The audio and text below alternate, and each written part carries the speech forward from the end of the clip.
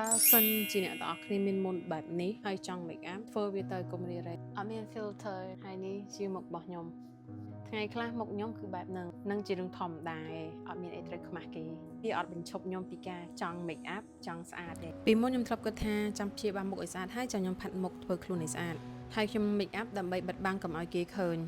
តែឥឡូវខ្ញុំ make up មិនមែនដើម្បីលាក់បាំងទេប៉ុន្តែដើម្បីបង្កើនទំនុកចិត្តខ្លួនឯងមុននៅតែមានតែវាអត់បញ្ឈប់ឲ្យខ្ញុំមានអារម្មណ៍ថាស្អាតទេ Yes make up វាអាចបានធ្វើឲ្យខ្ញុំស្អាតទេតែវាជាផ្នែកមួយដែលជួយឲ្យខ្ញុំឃើញសម្រស់ខ្លួនឯងច្បាស់ឡើងហើយចង់និយាយថាមានមុនក៏យើងនៅតែមានទំនុកចិត្តលើខ្លួនឯងដែរព្រោះសម្រស់ពិតគឺចេញមកពីទំនុកចិត្តមិនមែនស្បែកល្អឥតខ្ចោះទេមុខមានមុនណាវាអត់ធ្វើឲ្យយើងអាក្រក់ទេជឿជាក់លើខ្លួនឯងទៅធ្វើឲ្យយើងស្អាតទោះមុខខ្ញុំឡើងមុនប៉ុណ្ណាវាអត់បញ្ឈប់ខ្ញុំពីការ make up ទេ